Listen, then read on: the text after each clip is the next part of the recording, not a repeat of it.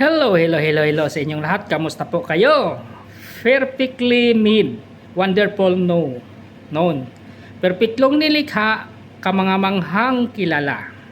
Pagbasa sa kasulatan, Psalm chapter 139 verse 13 to 16. Ikaw ang lumikha ng aking mga lamang loob. Ikaw ang humugis sa akin ng tiyan at aking ina. Pinupuri kita, O Diyos. Buhat sa kaibuturan ng aking puso. Napakagaling ng inyong mga gawa. Alam kong tunay ito.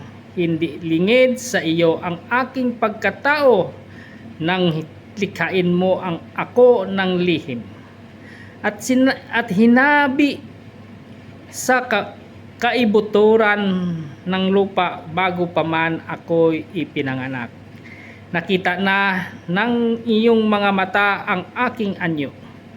Lahat ng araw ng aking buhay ay nakatala na sa iyong aklat bago pa man ito magsimula. Ang awit 139 ay isa sa pinakamagandang awit ni Haring David na nagpapahayag ng kabighani niya sa kadakilaan, pagka makapangyarihan at pagka omniscient sa lahat ay alam ng Diyos. Sa buong kabanata, ipinakita ni David kung paanong walang maitatago ang tao sa Diyos. Mula sa kanyang mga iniisip, sa kanyang mga ginagawa, hanggang sa kanyang pinagmulan, ang gustong iparating ng Diyos sa bawat magbabasa nito ay simple pero napakahalaga. Sa bawat tao ang nilikha ang Diyos.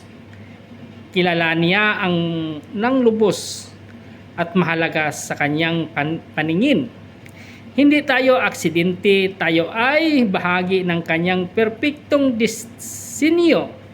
Ito ang pagbibigay sa atin ng mahalagang pag-asa at katiyakan na tayo'y laging nasa ilalim ng kanyang mata at kamay. Ayan.